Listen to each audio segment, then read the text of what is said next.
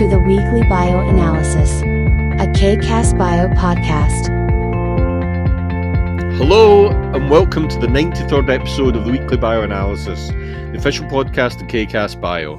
KCast Bio is a bioanalytical CRO serving the pharmaceutical and biopharmaceutical industries for over 40 years.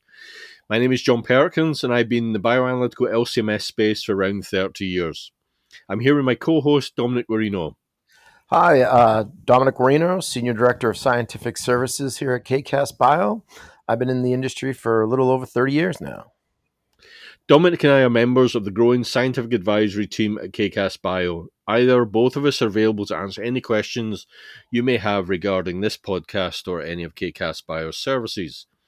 Today we're here with a special guest, Chris Crean, founder, CEO and principal consultant of Xyzagen Incorporated, for an action-packed main topic discussion.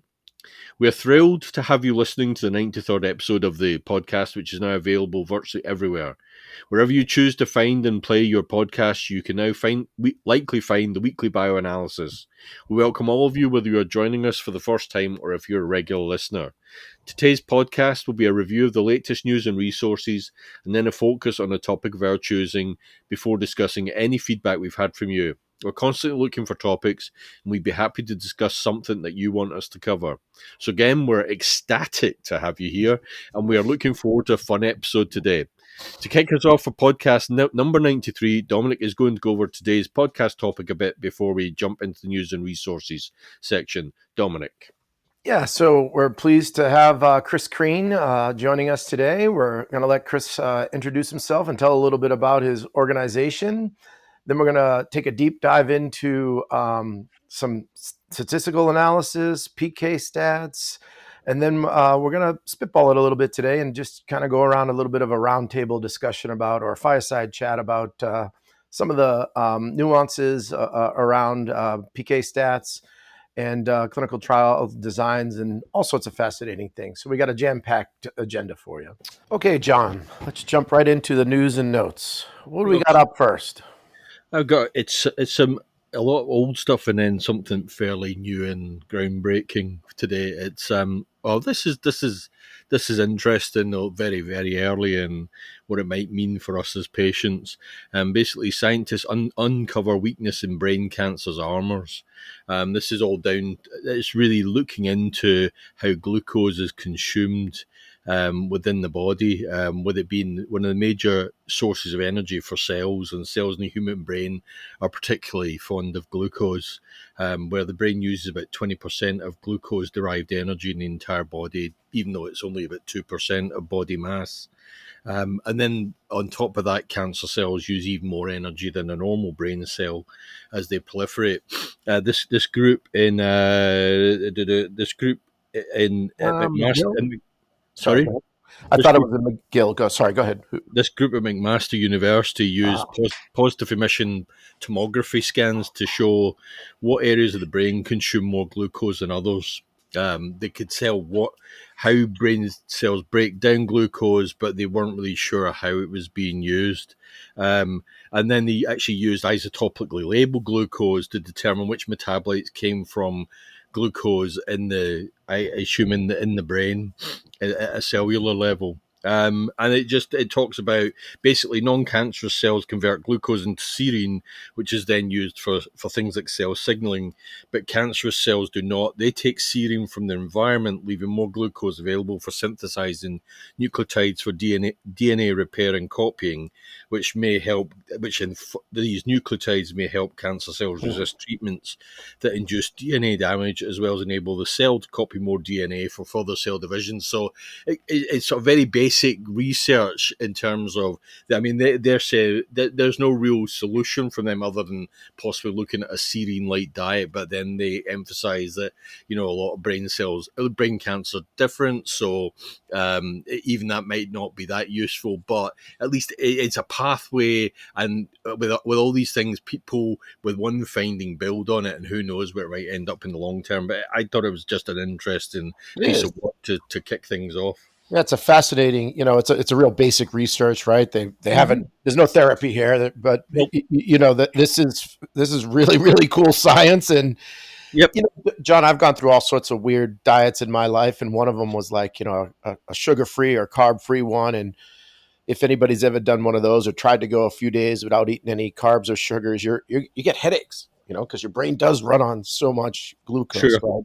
I didn't realize it was 20%. That's a for something that's really only 2% of your body. Fascinating stuff. But this is incredibly, powerful science here. Meaning, they now realize, hey, if could we reduce the serine diet? Well, my mind immediately went into like, are there serine blockers? Are there serine? You know what I mean? So there's Right. got Oh, to be different absolutely. ways, Yeah. Yeah. yeah, to try to do this. But it is really fascinating stuff, and I think we should maybe give a shout out to some people at Michigan Medical. We're involved a little bit here too, but really cool. And glioblastomas are nasty. I don't know how much you know about those, John, but they're really, Luckily, I don't know much, to be quite yeah. honest. Yeah, my father had a right at the end of his life had a tumor behind his eye, but Oh. they kept it very quiet about what the nature of that was, so I never really found out. But beyond that, I've honestly had very little contact with this kind of cancer. Yeah, You they can know, be very aggressive. Obviously, it's hard to do any surgeries in the brain, although that you want sure, to talk is about one of the science that's options. been, Yeah, yeah, the science that's been advanced in the last 5 years. That's off the charts in terms of how precise they can do that without having to crack your whole head open these days. But and maybe I'll just end with one of the first, but this was maybe almost 17, no, it's got to be longer than that, almost 20 years ago, one of the first dendritic cell-based therapies was I guess it was the second one. It went first was for like colorectal cancer, I believe, and then another company did one for glioblastoma, and I happened to work on some some responses by ELISpots for that. So, little sidebar there. So, yeah, I and don't know, John. Any other yeah, closing remarks, or maybe yeah, we can actually, move on to yeah, that? actually, yeah, right. I do want to clarify that. I totally missed that. Actually, yeah, you're right. The lead authors are actually at University of Michigan Medical School.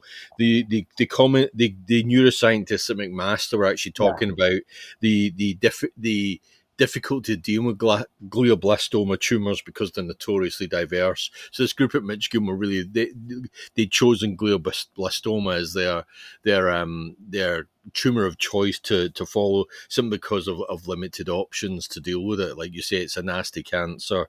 So yeah. it's like that was where they wanted to focus first. So yeah, Well, it was a good way to apologies. kick us off. No, don't worry about it. It's a good way to kick us off. And we love the basic research, Sure. not the sexiest one in the world, but really a good one. And Yeah, but we're always, go ahead. yeah. Yeah. So next up, staying on the cancer theme, but it's not even basic. It's going back into ancient history, Yeah. and this is a new use for a very old drug. Aspirin can let me start again.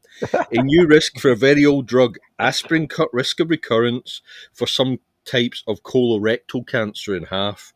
And this is a group at the Karolinska Institute in Stockholm, where they were looking at cancer patients with a specific tumor mutation and found that the taking an aspirin pill every day could substantially lower the odds of their disease coming back after surgery.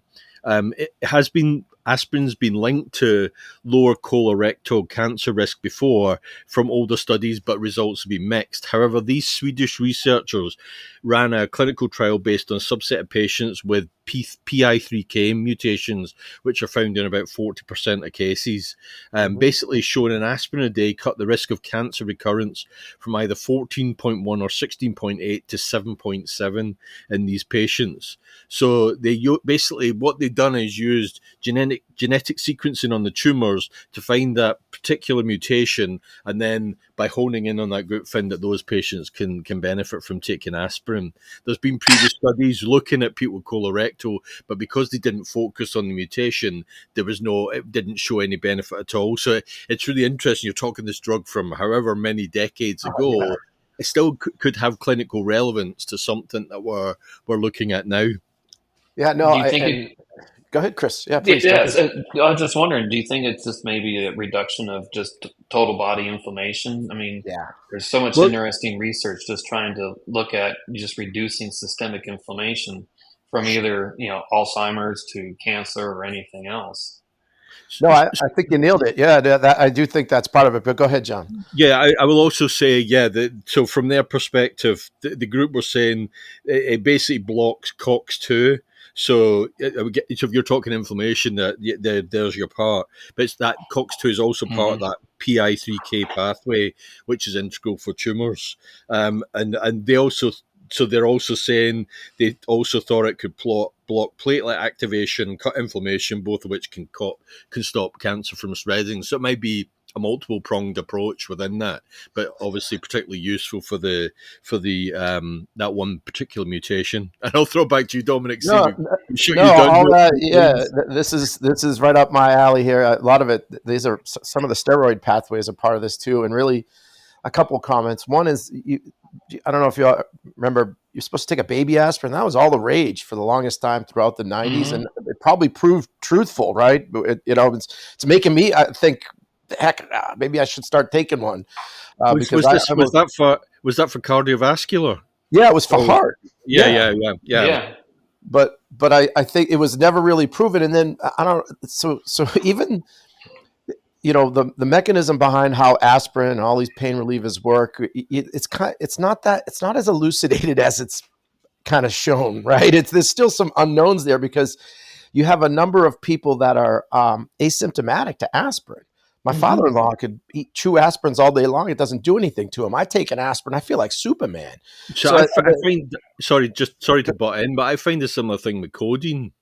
Yeah. When particularly if you got really bad back pain, which I've taken it for, or for like surgery or whatever. My wife loves it, but I honestly have had no effect from it at all, and I'll end up taking like a ton of ibuprofen instead because never felt any effect from it. Sorry, I'll pass it back to you. I think Chris wanted to chime in, maybe, or no? No, I'm just. It's fascinating. Yeah, you're right that the body and the body chemistry from individual to individual is so varying difference. Advil is not as even though Advil and Aleve are working against the same pathway. I find Aleve to be much more effective than Advil. Yeah, so a couple things. I'm getting old timer today. But back in my days at like Streck Labs, which is over 20 years ago now, we were trying to do a lateral flow test to see if someone was asymptomatic to aspirin, and that if you could, we want to talk about $1 billion assay. If you could go and imagine walking to the hospital and they prick your finger and it says, oh, you should take Aleve or ibuprofen or this anesthetic, right? That doesn't exist, by the way, but that would be I don't know how you would do that. We were trying to do some weird things. But then the other thing is like, John, you talked about codon. If I took something like that, man, I'd be on the couch. Yeah. I can't, it's amazing. And it does truly, we got a PK statistician here, but maybe we'll talk more about it, but I don't envy what you have to do, Chris, because that sounds like you must see, I can only imagine how variable sometimes things look, but, the immune system's real powerful. Back to maybe just because I think maybe we should move on, but it is inflammation, right? That is where you really want to make sure you try to do things within your body to keep it down. And I love mitochondrial stimulation, John. That's the way to do it. The red lights, the cold showers, all those sorts of things may really pay off for those that are doing it. Makes me want to go get a red light sauna, which I haven't done. That's my Christmas gift. Okay. Any other thoughts on this one before we move on to maybe the next? No, let's move on. And we're still in oncology, but this is again a nice. It's what comes. It's basically a simple solution to a simpler solution to help address patients' issues, because if the alternative is much more severe and much more life impactful. We don't usually talk about approved drugs or whatever, but this is a really nice example. And this J&J's pretzel drug device therapy wins US approval for certain bladder cancers, and I'll jump ahead. It's basically Johnson & Johnson secured FDA approval for a drug device approach for bladder cancer that could spare patients from having to get their bladders surgically removed. I'll jump ahead, and it is worth looking at the website. It's going to be marketed as where was it? I found it. now I can't find it.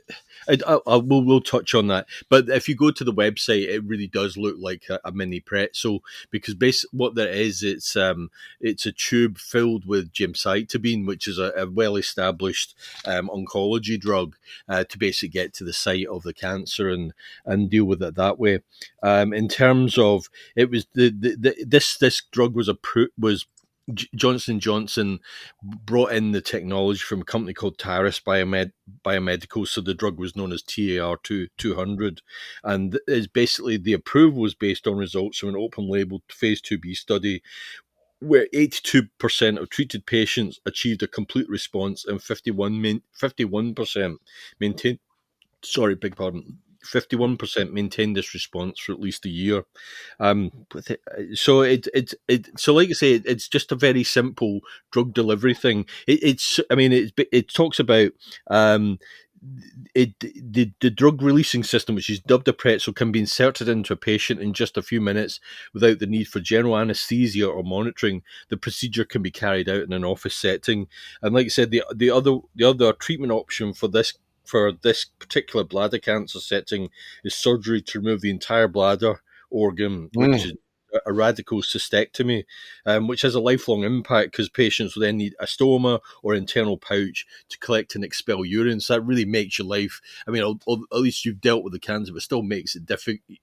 You've got some challenges for the long term. So this is a really simple, elegant solution to a patient problem. So I'll pass it back to you. Yeah, it's I think it's licensed as it's INLEXZO, however you pronounce that, John. I'm not Yes, going exactly. I would call it Inlexo, but Yeah, it there like I you say, go. it's worth looking at just to get a picture of it to see. Yes, it looks exactly like pretzel.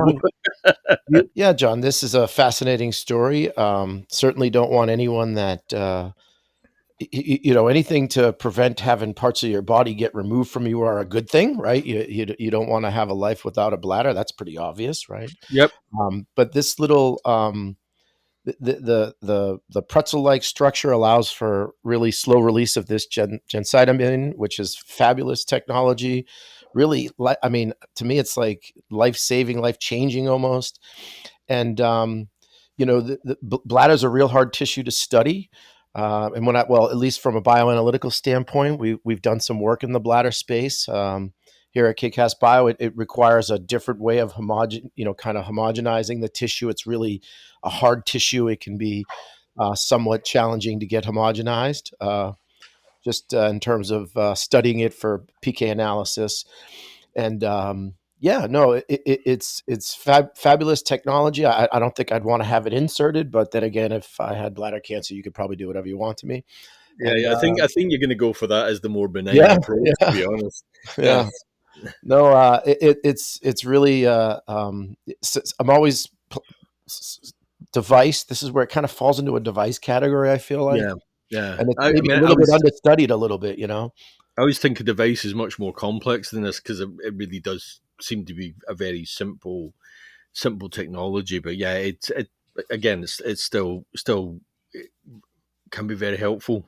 Yeah, no, And, I and mean, they're I talking a big market for it, in It, terms of what they think, what the predictions are they could likely recoup for it in terms of sales. I agree. Chris, go ahead.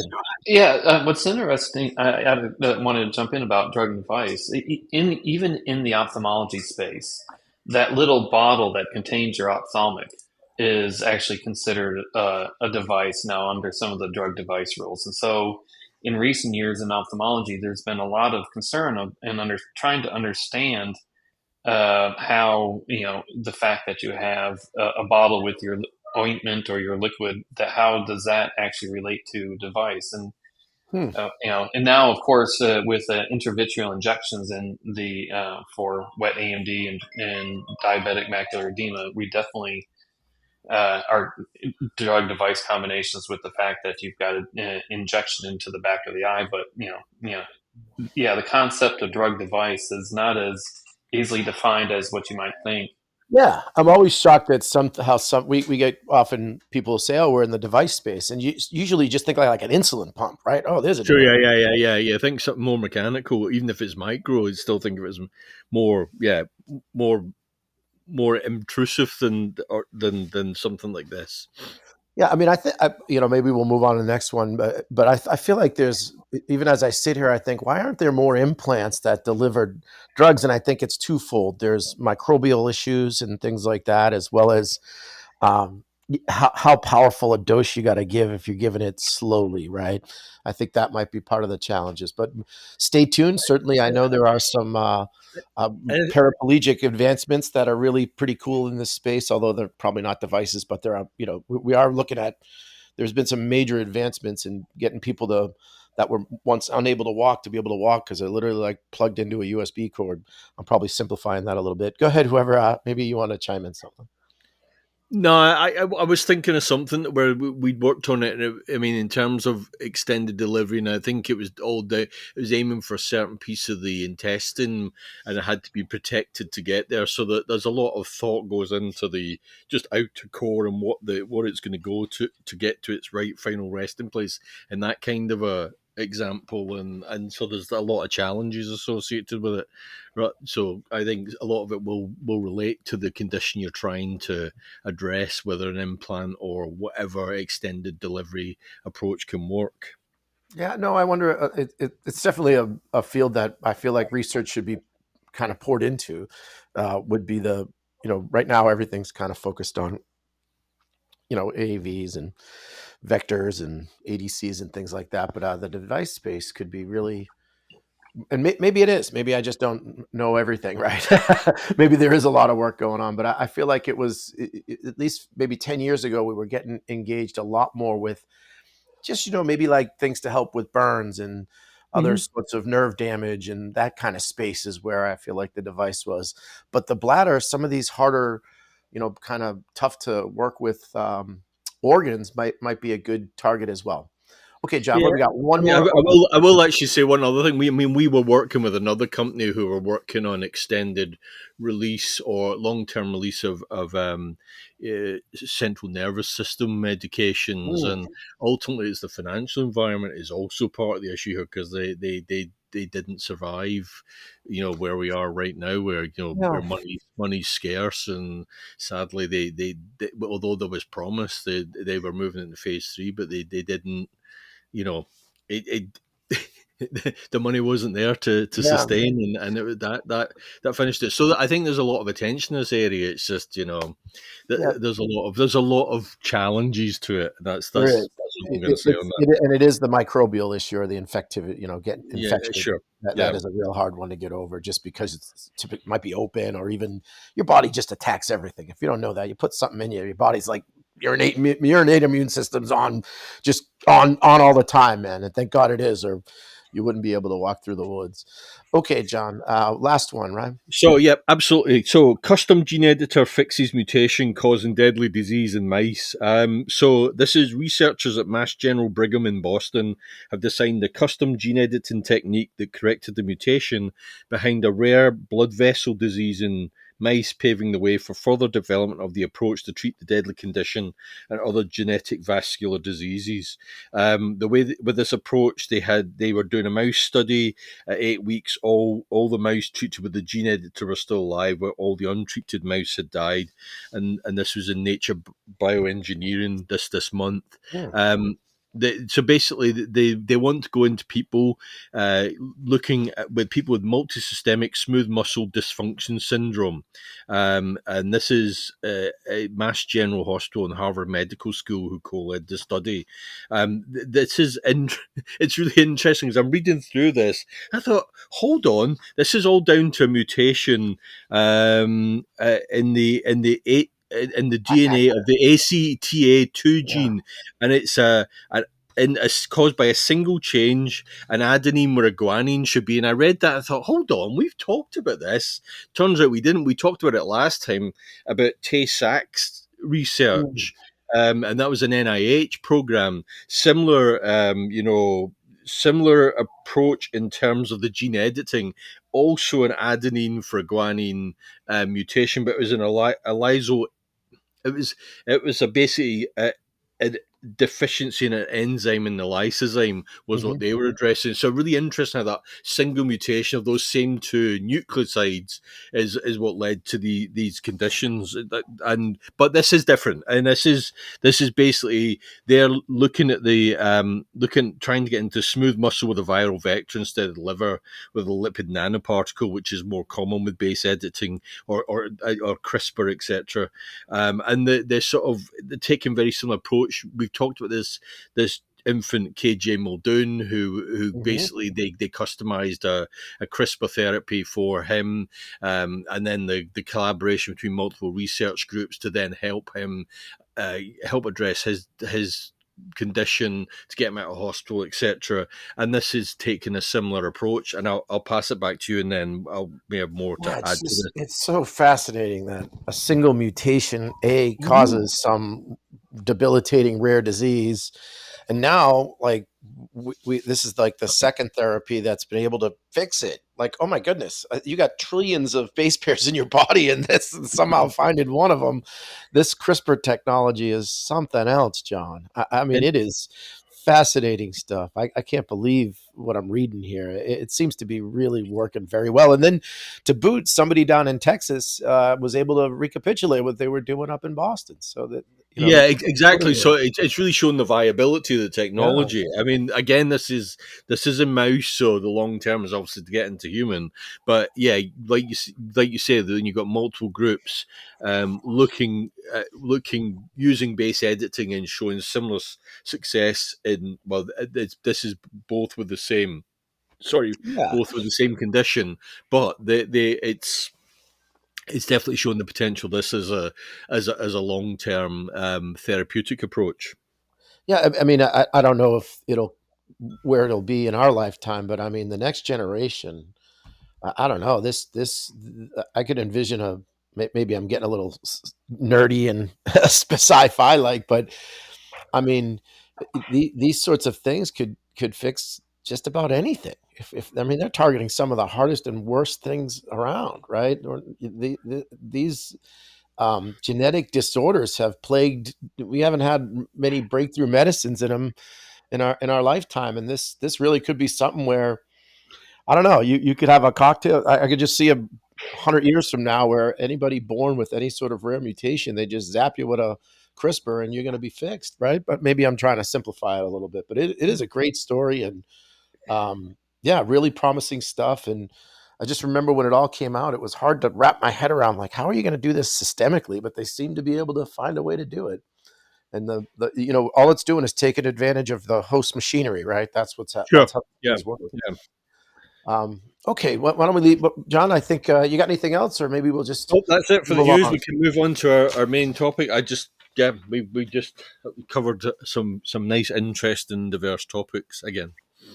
Yeah, so today we've got a very special guest, Chris Crean, founder and CEO. Hello. Oh, hi, Chris. How are you? I was going to give you a quick little introduction, but why don't you, Chris? Why don't you introduce yourself? So let's do that. Yeah, let's go ahead. Oh, sure. Why not? Hi, I'm happy to be here. Really excited.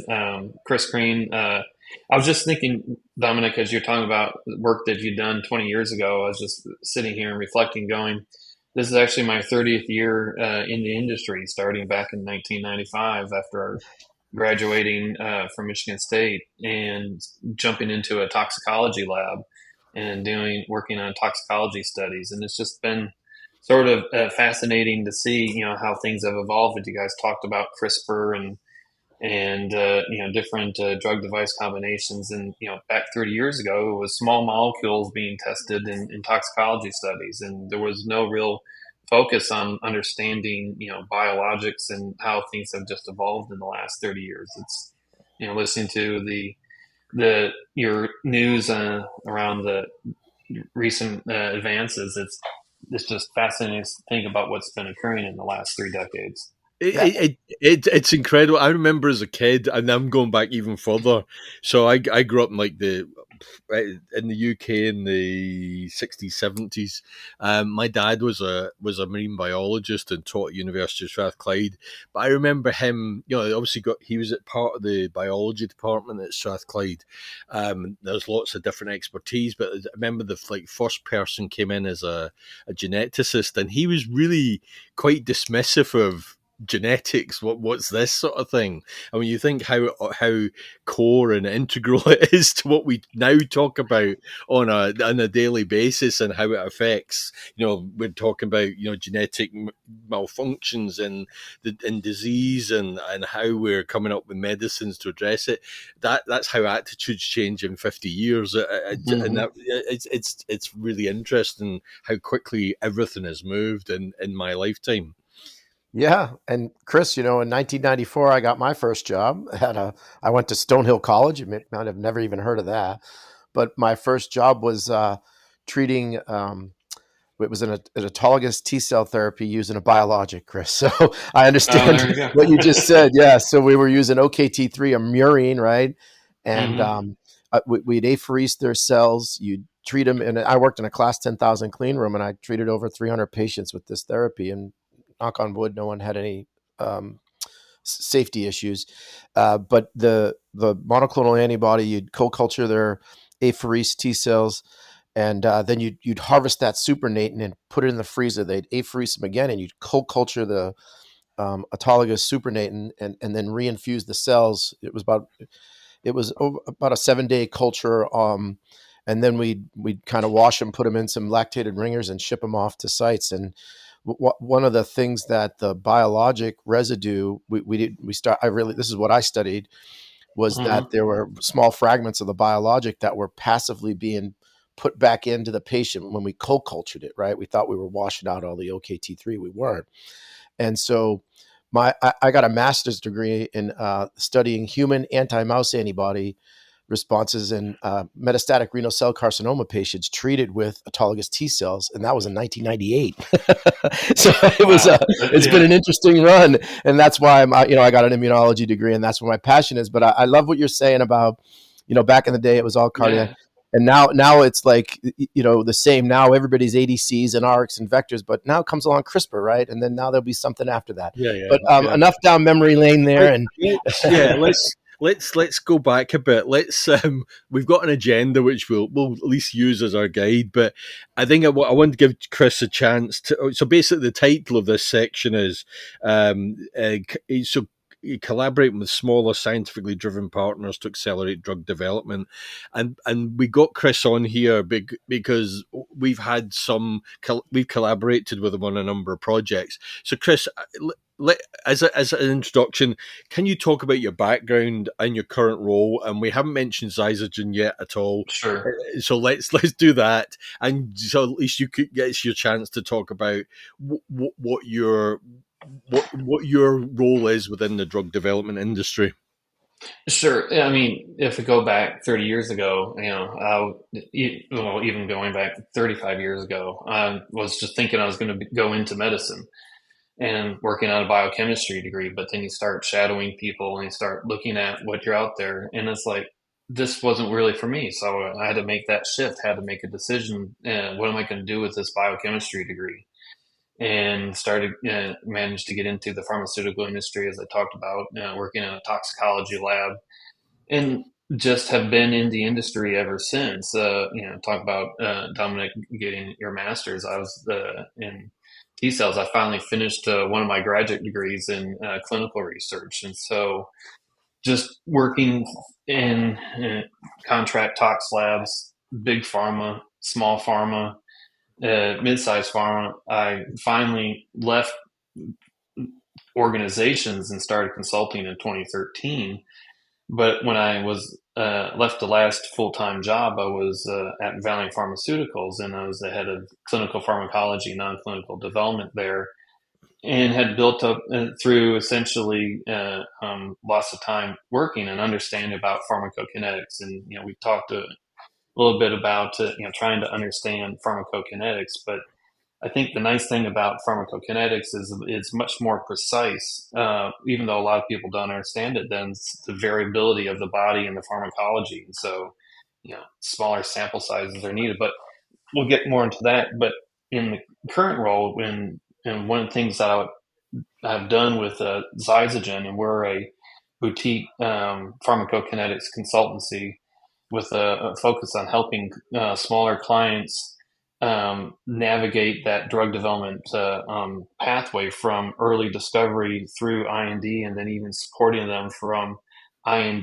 through NDA in that clinical pharmacology role. But helping clients understand how to design studies that are appropriate to get to the answer that they need to get to, which is essentially moving their program to that next value inflection point, and working with them to better understand how pharmacokinetics can actually solve and help them understand the pharmacology and the mechanism of action. Because we're talking about these different in the medical research news section, understanding how colorectal cancer could be treated with aspirin, but in the end, we talk about taking a medicine to fix a problem, and that's essentially an exposure response relationship.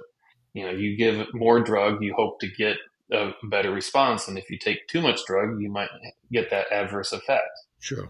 So what we do, we're actually not just a consultancy. We're a consultancy and a contract research organization. And John, you talked about us collaborating, and there's been times where you had a client where the client had the bioanalytical assay, but the client had to run a small pharmacokinetic study in mice, and we were able to dose up the mice, collect the plasma samples, and ship it back to KCAS so that you could do the analysis. And that's what we're here. And when I was consulting from 2013 to 2017, before I founded Xyzagen in 2018, it was really hard to try and find a lab to do the dosing in animal work, a lab to develop a bioanalytical method, a non-GLP bioanalytical method that was a discovery-based method, a lab to formulate the drug for drug administration, and then the pharmacokinetics side of things, where as a consultant I was supporting that. But there are 4 disciplines there that are become a real challenge for these early discovery organizations that they're trying to piece together, and they're trying to figure out how to do the minimal amount of work to add value to their asset. And that's kind of why we set up Xyzagen, was to bring all these back office discovery functions into one organization and keep it at a non-GLP level, and be that technical support team that can help work with the small companies' scientific staff and augment that staff and move research forward at a much faster pace. Yeah, no, it's a lot going through my head there, Chris. You said a lot. Sure. And so maybe I think one of the, and John, sorry, I kind of just jumped in, but one of the things that I've always really, not really something that's a strength of mine is the peaks that you talked about, advancing into the next clinical trial or into the next preclinical trial, whatever it is. And I think this might be some of what you do, is like, how many animals do I need, right? Is that part of what your services are, Chris? Do I have that right? Do you guys make recommendations there, or in study design? Yep. Both pharmacology as well as pharmacokinetics. We help a lot of times. We have clients that come and say, we want to run a pharmacokinetic study, and that's it. Yeah, no, see, that happens all the time. And then sometimes people ask us, like, how many animals? And we're like, well, I'm like, whoa, no, we build the methods. You send us the samples. Exactly. I'm kind of downplaying it. Obviously, I know you need male and female 6, but maybe talk a little bit about some of that. I don't know. We can take this anywhere we want, but I would like to jump in. I think it is go ahead, interesting the number of calls that we get where we are asked, like, well, what would you recommend in terms of, the study? And we're like, well, actually, we're just a bioanalytical. We can certainly, we know roughly what a study is going to be, but that's not our speciality. So I know there's a lot of need for help out there, just in terms of these smaller groups who come to talk to us. It's not infrequent at all. Yeah, well, exactly. And we like to talk about, well, what are your goals? What are your objectives? Are you looking at, one of the things we have trademarked is actually, first in mouse and first in rat. We all know that there's first in human clinical study. That's your phase 1 first in human study. But at some point, well, before that, you had to go into mice and rats, and exactly, you're thinking to yourself, well, how are we going to design the study? What do we need? And at a basic level, an N of 3 per time point, because then you can have summary statistics. You can't have a mean, standard deviation, a coefficient of variation unless you have at least 3 values, and that's just basic statistics. And the nice thing about it is, with the how mass spectrometry, ELISA plate methods development has progressed, and the accuracy and precision that comes out of these methodologies, where you're no longer, back in the 80s and the 70s, you're having to conjugate so that you could be able to get enough signal to look at the UV absorption, and coming up with weird solvent extraction methods to, that were toxic, dimethyl formamide or toluene extractions. Now there's the advancements in the precision of the mass spectrometers allows you to do protein crashes and use the sensitivity of the instruments to pick up at nanogram and picogram per mil levels. What that means is the accuracy and precision you get from a bioanalytical method allows the pharmacokinetic study to be designed to be much more focused.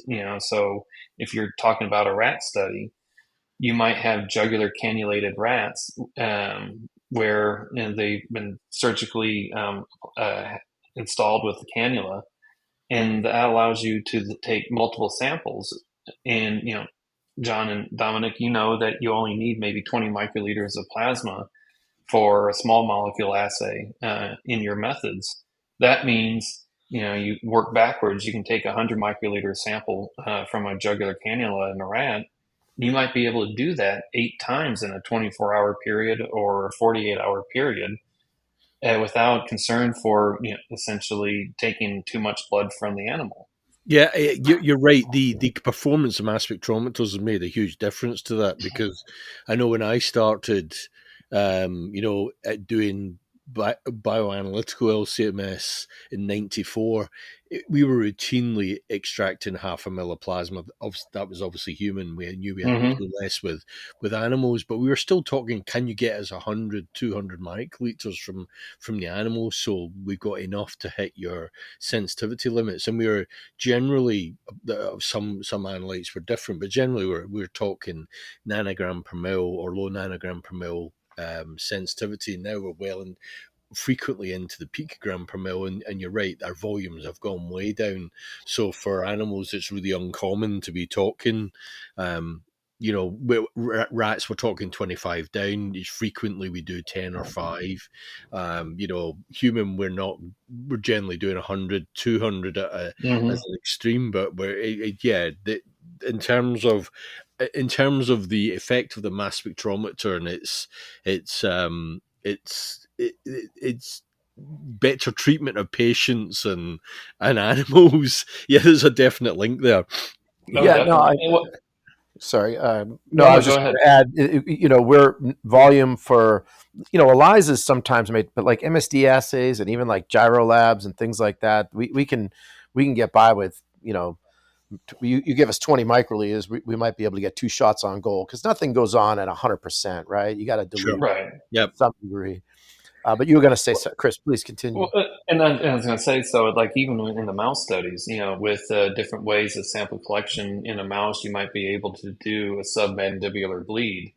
And typically, so in rats, you can cannulate them. You could even cannulate mice, but for early discovery methods, you might be able to take a submandibular bleed from a mouse and then take a second sample as a cardiac stick where they're anesthetized and then euthanized through a process of collecting blood directly from the heart.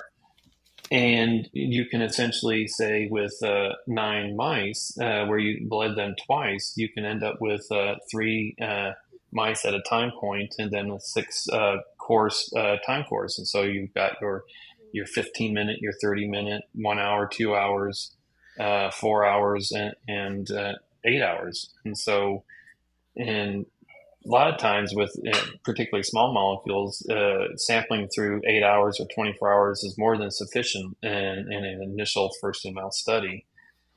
And so, these type of studies that are only maybe 9 mice or 3 rats, that's where we like to focus, is be able to do these studies cost effectively and then work with clients in that early discovery phase and then continue to work with them as their pharmacokinetic group to be able to help them move their programs forward, because the scientists that start companies are focused on these the new research that's coming around glucose metabolism in for brain cancer or different CRISPR technologies, the molecular biology, but pharmacokinetics in of itself is a whole nother discipline that encompasses multiple disciplines, as I just talked about, from analytical science through formulation science and through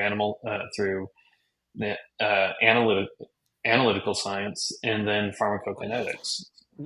Oh, for sure. How are you going to do PK on something that's not circulating, right? That's it's still a challenge, but that's for another podcast. Just quickly, how much volume do you get from some of what you were saying there? Is it when you were talking about like 3 animals and you do a bleed, right? What you pool all that, right? That's what you're saying? You can. It's all separate. Yeah. Okay. So, for instance, in a submandibular bleed in a mouse, you could collect 100 microliters at that time point, and then and this is from say a 25 to 30 gram mouse, standard C57 black or CD1 or CF1 strain of white lab mouse.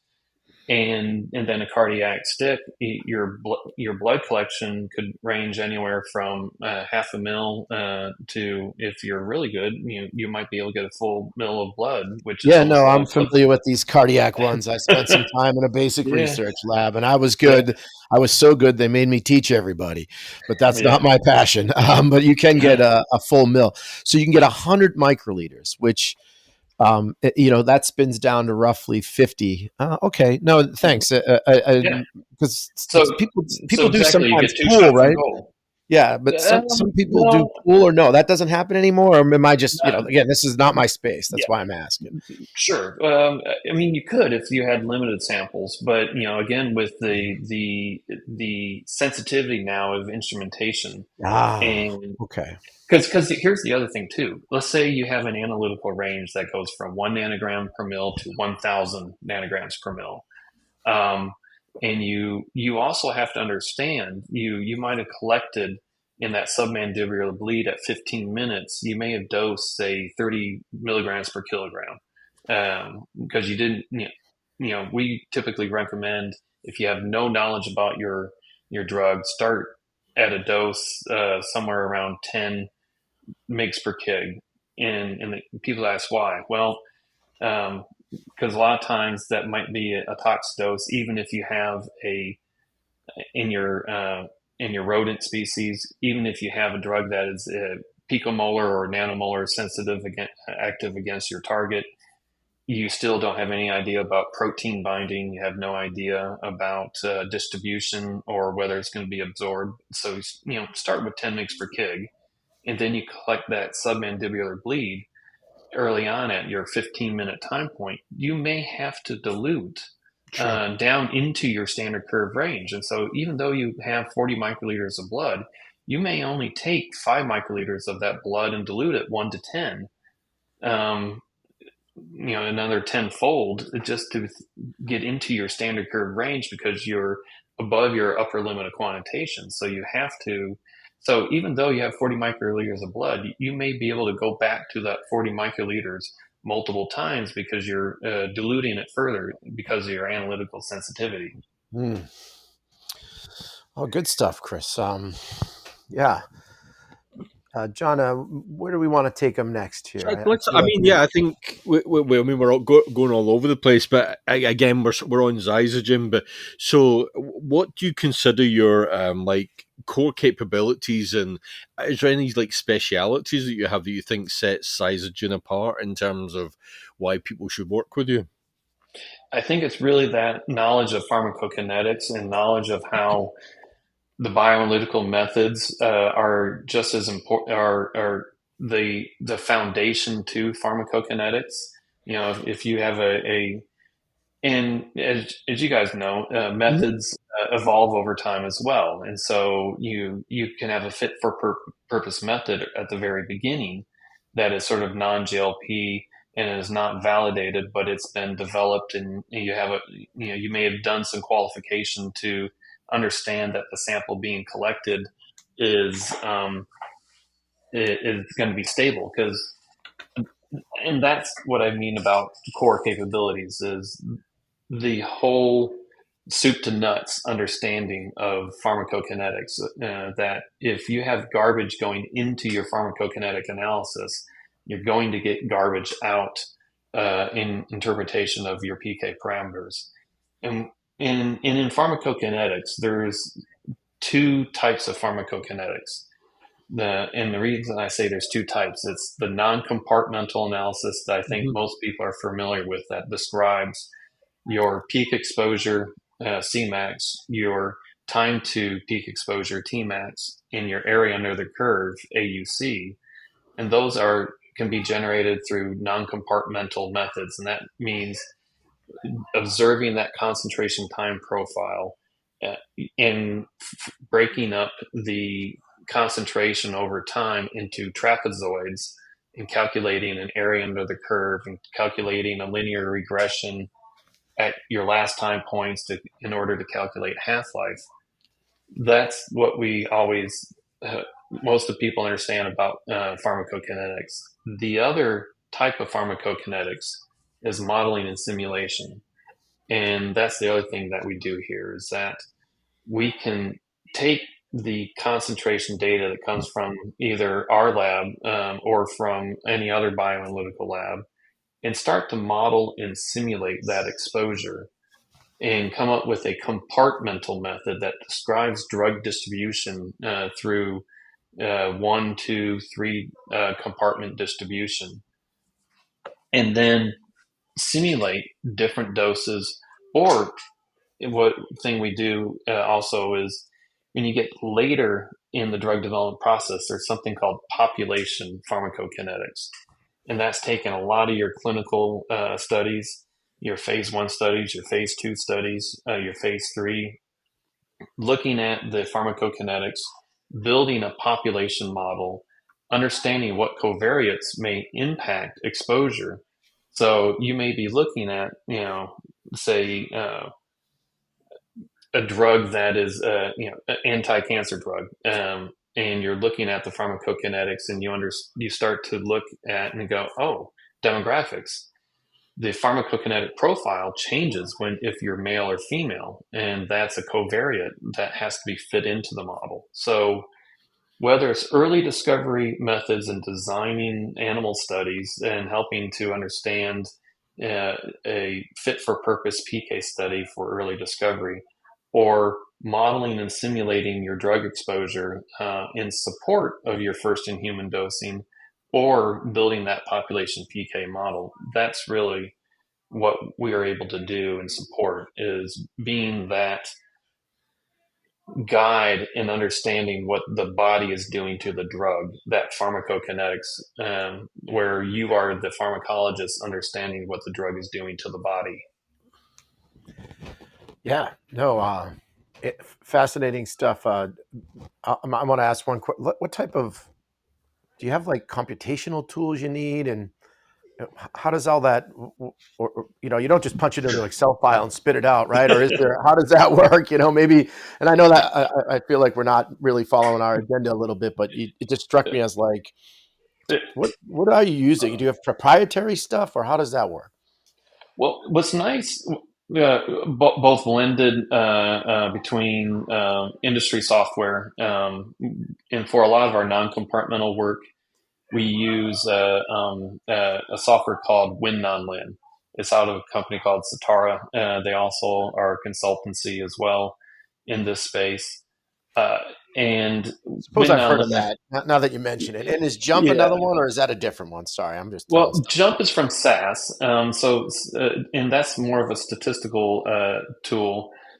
Uh, we also use for just even presenting data analysis. We'll even use GraphPad Prism for making graphs in statistical analysis. A lot of organizations use Prism for visualizing their data.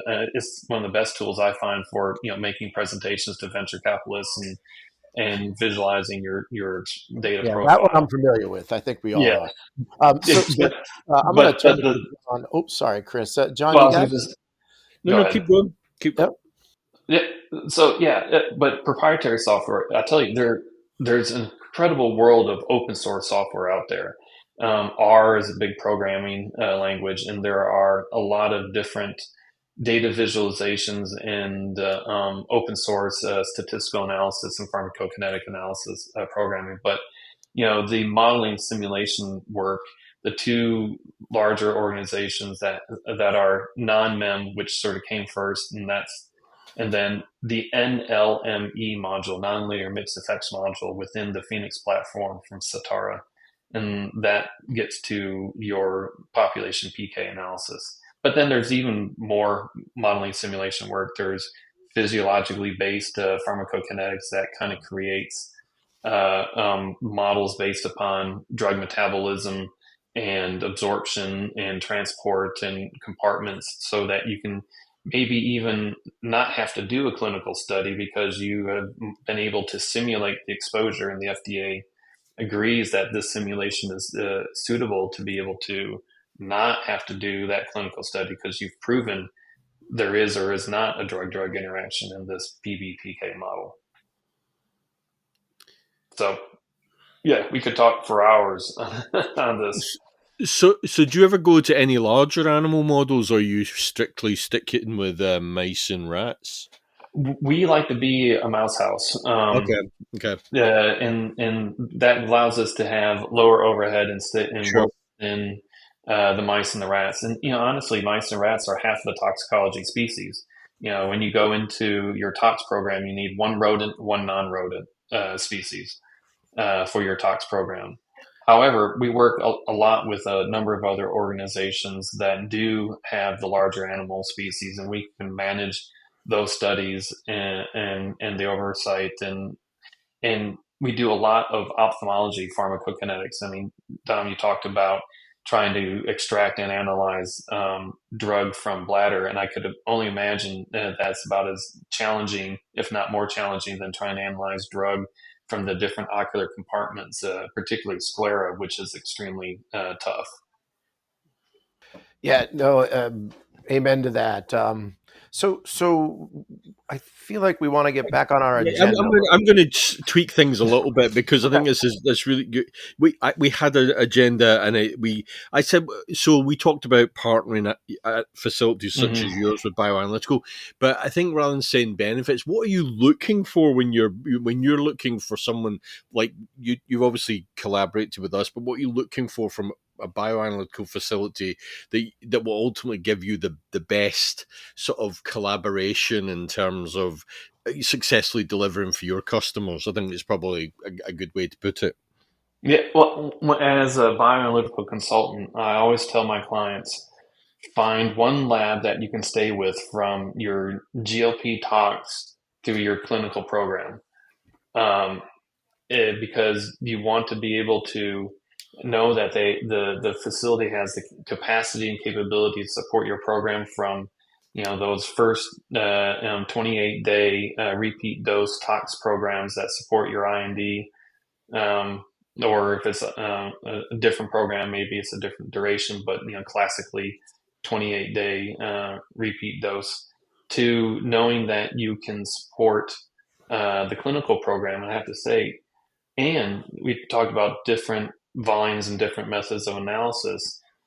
If you think your clinical plan is going to have to encompass a different means of sample collection, maybe it's going to be a dried blood spot, or it's going to be a low volume sample prick method where you're going to have to correlate your venous collection to these new methods, because you might be going into pediatrics, or you might be going into a larger study design where you may have principal investigators that don't have phlebotomists on staff to take a sample, so you have to do a different method of sample collection. Can your bioanalytical lab support and advise in different ways of sample collection and ensuring sample integrity in your clinical program? So I look for organizations that also, particularly because I work with smaller organizations, a team, a bioanalytical team that has a central point of contact as a technical expert that you can work with through the entire process. Because in the end, drugs are not sentient beings, and you need champions for drugs to succeed. You talked a little bit about neurology, and up at the beginning of the hour. And one of the things we're also, I'd say, we're issuing out. We're going to have a new website here shortly, in early October, and we'll also be pushing. We've been in the ophthalmology space for quite a bit of time, but one of my core interests has always been neurology. I was involved with the development approval of a first-in-class anti-epileptic drug called Botiga. Was actually also involved in taking that product off the marketplace because there was just low sales. And I've always had a passion for neurology. And one of the things that we're going to be doing over the next year and a half is pushing more into that neurology space with a lot of our pharmacology models. There was just recently a company in France that closed down that was in the pain research area. And that pharmacology group has closed down. So for us at Xyzagen, our core focus is always pharmacokinetics, but we have a lot of experience and passion also in the ophthalmology and neurology space. And so I think, for us, we're scientists at heart, and we just enjoy, the scientific challenge of developing drugs and seeing problems and trying to solve them. Yeah, and actually, I was thinking about this earlier. Obviously, with KCAS as a company, we've dealt with we've changed our footprint as the technologies of the therapeutics that have been developed have changed. As we move more into large molecule and more complex things beyond that. And you talked about you starting out with small molecule. Are you similar to us, where you're agnostic to what you're administering to the animals? I mean, I assume. Oh, yes. Yes. Okay. And I did, and then you talk about pharmacokinetics. Do you do much on the pharmacodynamic side of things? Because when you talk about CNS, our lab in France is very focused in terms of biomarkers on the CNS side of things, and they built up a strong expertise on that side. Well, within the pharmacology side, we are much more behavioral related. So when you think about a first in human study, you're looking at pharmacokinetics and tolerability, and you may have some biomarkers. We like to try and get as much information out of our rodent pharmacokinetic studies and look at tolerability endpoints as well as the pharmacokinetic sampling. And do you see drug effect and locomotor activity effect? And so we're building out a behavioral pharmacology lab in the areas of neurology and pain. And so autism, seizures, neuropathic pain, different behavioral endpoints and assays. So we do get involved in pharmacology and in pharmacodynamics, and in our pharmacokinetic analysis, we also incorporate pharmacodynamic assessments, and that's that exposure response relationship. But our group, we don't necessarily develop biomarkers, but we are completely agnostic to drug administration, biologics, or small molecules. Sure. Yeah. And is there any particular administration that you specialize in? You talked about ophthalmologic. I know of other groups that would focus on respiratories or anything like that, or you can quite happily cover most things. We don't. Yeah, actually, one of the studies we ran for you was, I think, spinal administration in mice. We actually injected into the spinal fluid into the spine. Okay. Yeah. Intrathecal, right? That's intrathecal, exactly. And we can even inject into the back of the eye in mice and rats for ophthalmic pharmacokinetic studies. We've done intratracheal administration. We're currently in the process of expanding our lab, and when we do, when I was in the toxicology side starting my career, I did a lot of inhalation toxicology, and so we'll be expanding into some inhalation rodent pharmacokinetic work as well. So, whether it's intravenous, subcutaneous, intravitreal administration, intrathecal administration, and even inhalation. And that has helped our clients also, because we've also we're pharmacokinetics is therapeutic area agnostic. So sure, absolutely. We work with clients in respiratory to ophthalmology to neurology. So in those kind of challenging, let's call it matrix, are you doing a PK profile on that, or maybe I kind of didn't quite catch all that, because you can't get like 8 time points or 6 time points. How do you manage that, or can you? You can. You just have more animals, but what you can do. So maybe what you do, and this is what we just proposed for a client recently, is that maybe in that mouse study, when you do you take a blood sample submandibular, and then you do that terminal cardiac stick, you take tissues at that time point, and then you're taking the most information from the animal as possible, and then you can look at organ distribution in your analytical methodology. And so, but in the ophthalmology world, there is always a need to understand ocular tissue distribution, exposure to the retina, the RPE choroid, the vitreous humor, the aqueous humor, the iris, the lens. I mean, the ophthalmology world really likes to understand total ocular distribution, and the FDA wants to see this as well, whether it's a small molecule or a biologic. So we are even working on modeling and simulating drug exposure to these different compartments in the eye to try and help understand. But you're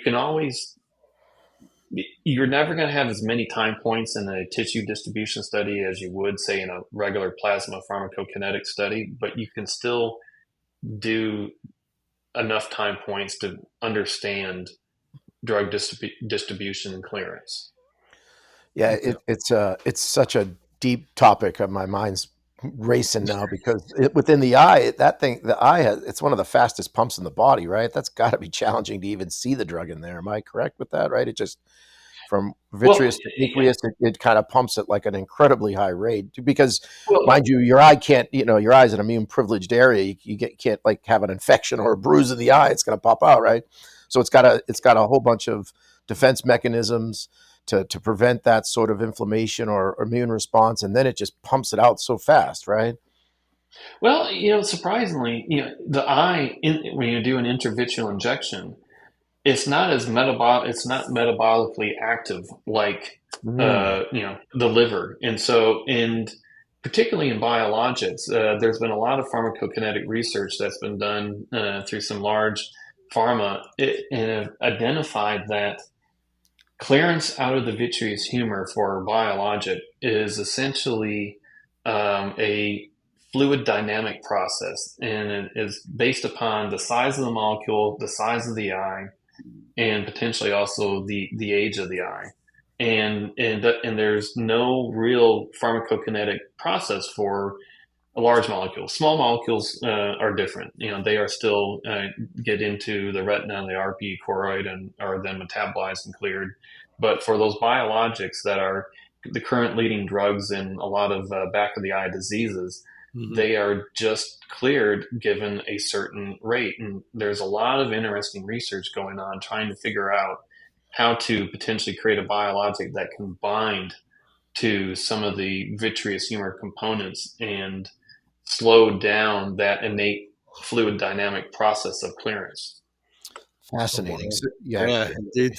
It's very cool because I think you can take advantage of maybe what's the cells within the eye. You can target something to bind to that, right, Chris? I think that's what you're Exactly. Yeah. You can bind to collagen, hyaluron. Yep. Yeah, they're really for gut health. They're trying to do that as well, like a humira that binds to globulate cells of the intestines and things like that. That's kind of where I've done research in that a little bit. Okay, we've got a few more minutes. We got to get Chris in the hot seat. One of my favorite things to do. Any closing questions, John?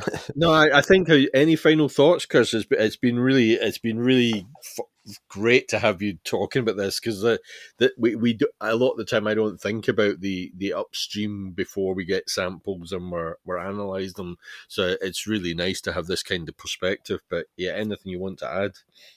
I mean, I could go on for hours, but I don't want to bore. We all do a given topic. That's what we are. Yeah, we believe you, Chris. You gotta. I can tell you that you probably eat, sleep, and dream this, right? Yeah. Well, not always. Sometimes I do have other hobbies, but yes. Yeah, well, that's where the hot seat's going to put you in. So, thanks, Chris. And John, what do you think? We'll move right along. Yeah, absolutely. Yeah, I'd like to say just thank you again, and we'll move on to the most important part of the entire chat. Yeah, I hope you're ready because we're turning the heat up on you.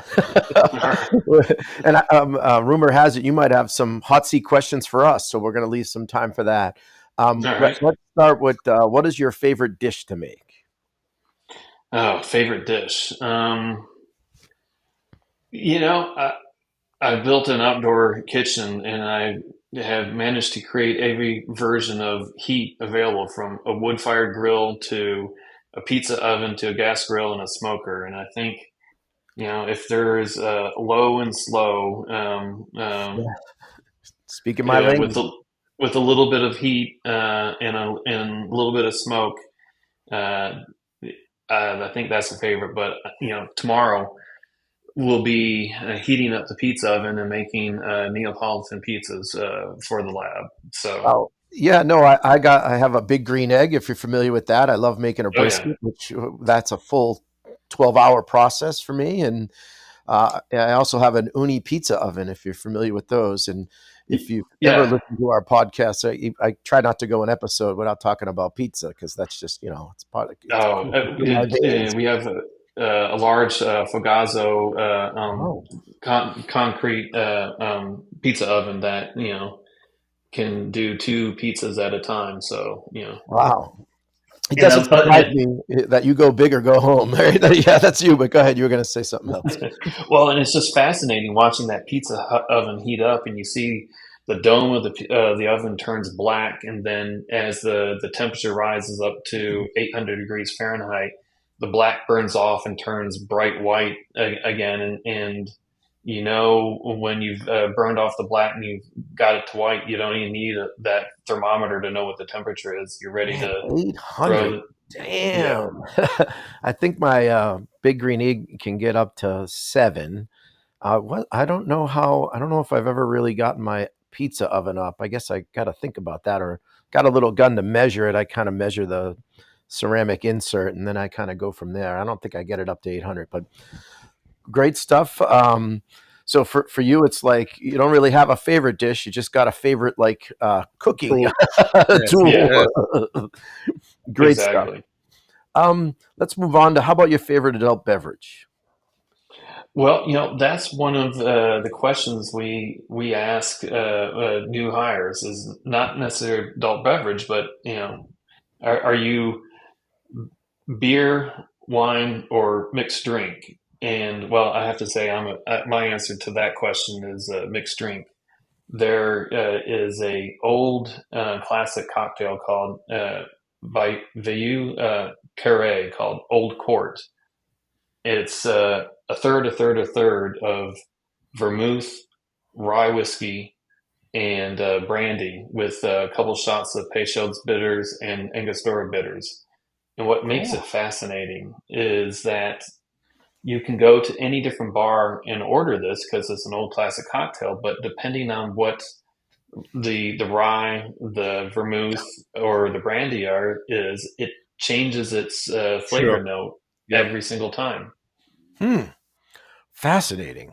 Wow, brandy's that caught me for a twist there. I don't think I've ever heard of that. Wow, I learned something new today. I'll be honest. For your question of which one of it, beer, wine, or mixed, I know yours. Really, I'm an all of the above person on that. It's like, Come on, you're a wine guy, John. No, I'm just no, kidding. no. Last night it was. We have a brew pub in the village called Garrett's Brew House. They were launching their Oktoberfest, so I basically had a stroll along there to sample that on its first night, which was really good. Wine I'll happily do, though. I mean, yeah, whatever. But then mixed drinks, again, given the sort. I remember when my wife and I went to Venice, we sort of dumped our bags at the hotel, went for a walk, and the first thing we found was this place doing the small Cicchetti, which is had the bites, and then it was like, well, what do we drink? It's like, well, that Pro Spritz is there, and I'd never drunk that Pro Spritz with any sort of appreciation before that. But sitting outside this place called All'Arco in Venice with your Cicchetti and your at Pro Spritz was absolute perfection, and so that sounds lovely. Much more integral to our life since then. So depending on the circumstance, I'll go for whatever. Yeah, I just equal opportunity imbiber. Yeah, I don't know if it's a mixed drink, but I just like a good whiskey with maybe a drop of ice in there. So, all right. Well, Chris, I love a Scotch. I love a rye or a bourbon. Anything that man has figured out how to ferment and age in a barrel is a fantastic creation. So can I ask which type of Scotch you would tend to go for? Oh, I'm much more of an island man. Lafroig, Lagavulin. I have right now a bottle of Octomore 18.1, which is the most heavily peated Scotch that's available on the market right now. And they record the parts per million of the phenol levels. Okay. And at the first time I ever had it, I was off of Broadway at a bar. I've drawn a blank on the name, but I tried it and my lips got numb from the phenol. And we all know phenol's in the chloroseptic. Sure, absolutely. Yep. It is as topical anesthetic, but it's also in the peat from arresting the malting process of the barley. So what's the distillery on that? I think it's Bruichladdich. Okay. So Bunnahabhain, Bruichladdich, the Killoman, the Freud, the Lagavulin, Ardbeg. I like them all. Okay, yeah. So I'm going to give you a quick bit of background. I actually grew up west of Glasgow, and we had just outside the village was Auchentoshan, so a lowland whiskey. So that was really my introduction to whiskey, although I didn't really drink it properly until I came to the States. I also had some connections with Speyside, with Aberlour, etc., like Farkless. And the first real island I've really touched was Bunnahabhain last year. So I'm sort of slowly moving in that direction, although I really like both the lowland and the Speyside. So I'm slowly sort of branching out on my whiskies. I suppose Jack Daniels doesn't count for introductions. No. Well, Jack Daniels does. There's reading the history about Jack Daniels, and also recently the new relatively new distillery, Uncle Nearest, has been pretty fascinating. Oh no, I've heard of Yeah, that one. That's a good one. yeah. Yeah. hmm And then even Buffalo Trace, which is Pappy, right? Pappy is I think the Yeah. highest one. We were on tour. My wife and I were doing a Kentucky Mhm. bourbon tour, and we happened to go into Wild Turkey, and we did the tour, and we saw a bottle of 60th anniversary Jimmy Russell bourbon, because Jimmy Russell was the master distiller for over 60 years at Wild Turkey. And we were like, "Oh, that'd be great. We'll buy it." And then the person at the cash register said, "Well, do you want him to sign it?" We're like, "Uh, Yeah. sure." He happened to be just there, and so That's we got selfies and a signed bottle by Jimmy Russell of his Diamond Jubilee rye whiskey. So awesome. is that one you open or you put on the shelf? Oh, I explained to my boys. I said, "You can fight over this when I'm dead," and they were all confused. Yeah. So again, going back to Scotland, like I say, the village I grew up in was Old Kilpatrick. That had Auchentoshan. Next village up was Bowling. They had Little Mill Distillery, which has since been demolished. And I was on a trip to the north, like west of Scotland, a couple of years ago. Went in the place in Inverary, this whiskey shop in Inverary, and hmm they had a bottle of Little Mill just sitting in one of the cabinet, and because it's a demolished distillery and you're never going to get any more, the value is obviously having unopened bottles, and there's a market for unopened bottles of these whiskies. So I sort of said, I think I have some of that at home. She said, well, as long as you don't drink it, hang on to it, and it's sort of an investment because of its rarity. So yeah, there's a couple of bottles of Little Mill sitting in the corner of my cabinet, which I won't touch. To be honest, the one I had of theirs was a 12-year-old and it was terrible. So I'm not sure what these would be like Yeah. anyway. Yeah, Well, we started a little about 15 of my uh, friends. We started a once a month whiskey tasting or bourbon, scotch, whatever, and that's been a lot of fun. But yeah, no, great discussion here, and um, maybe Chris, why don't you ask us one of your questions? Put us on the hot seat a little sure. bit. All right. So, we're the company's going out. Instead of making pieces out tomorrow for the lab. When we bring new staff on, we have three core questions that are critical, and I'll ask you the last question, which is, what do you bring to a potluck? Okay, this is gonna crack everybody up. I bring in in a um, a crock pot. I bring pasta with meatballs. And when I first brought that here in the Midwest in Kansas City, everybody was like, "Are you nuts? Like, what are you doing?" And then they tasted my homemade marinara, and my meatballs are fist size, and pretty spicy by hmm I'd say Midwest standards. So it's pasta with meatballs. That's what I bring. There you go. So again, I tap into my background. Both my wife and I, my wife's English, so both of us keep well in touch with the UK as much as we can. But one of the things I used to like growing up was Scotch eggs, and hmm I've got a recipe where basically I'll do quail Scotch eggs. So it's soft boiled quail's eggs, which are like then you have to peel them, which is a challenge in itself. And then I Right. make Yes. something approximating a sausage blend, which would be minced pork and there'll be bacon in there and spices, etc. So then you wrap the egg in the sausage meat. Obviously, then it's flour, eggs, breadcrumbs, and hmm deep fry them. And I've been doing them for a while, and that's my go to forever. And if I ever don't make them at Christmas, my kids will kill me. So like it's something I'm tied to now. Awesome. Right. Well, You're disinvited if you don't bring your quail eggs. yeah. Yes, exactly. Yes, yes. So, Chris, what's your potluck choice? I've always had a challenge in trying to answer that, and I think I'd have to steal one of our friends that always bring bacon wrapped dates. Oh, Okay. That have been in what I would do differently. I would do bacon wrapped dates that have been smoked. Mm. Oh, wow.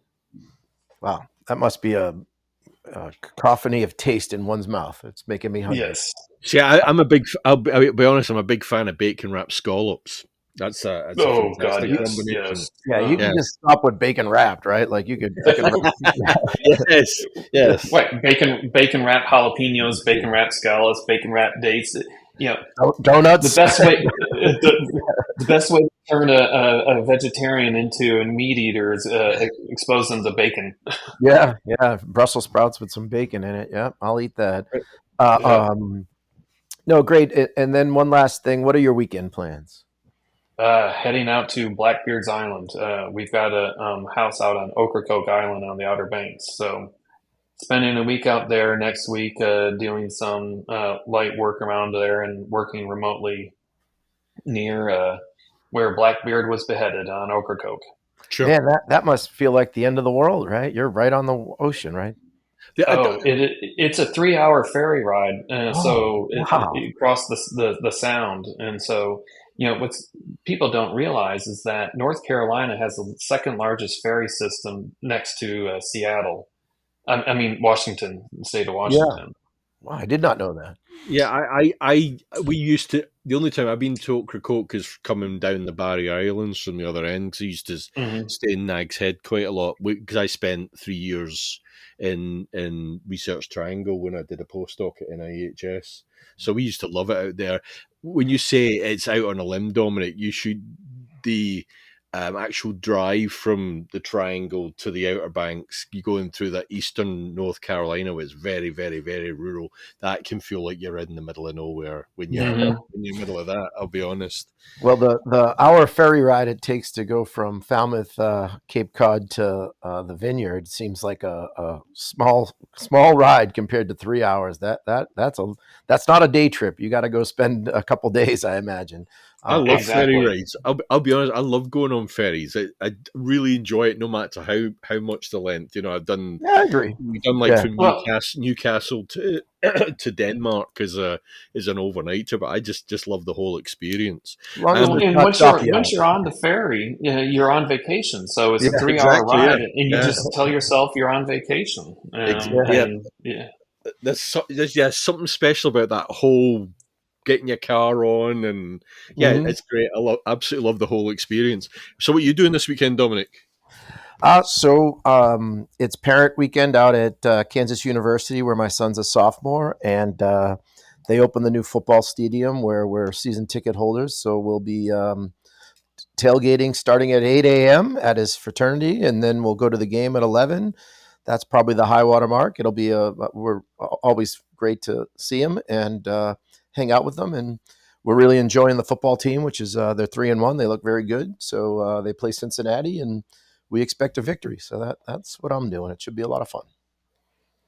How about you, Joe? As for me, I honestly don't know. My wife is in Dubai at the moment, so she's supposed to come back on Saturday, and depending on what time she comes back, that will probably determine how the rest of the weekend goes. Yeah, it sounds like you might be sampling the Oktoberfest again tonight. I'm not sure tonight. I think probably the weekend, but like I said, we're going to play it by ear, see how it all goes. Well, Chris, it's been a pleasure hosting you. Thanks for joining us. Thank you so much. It's been a lot of fun. I appreciate it. Yep, I had a great time. Thanks a lot, Chris. Yeah, we'll see you in the funny pages.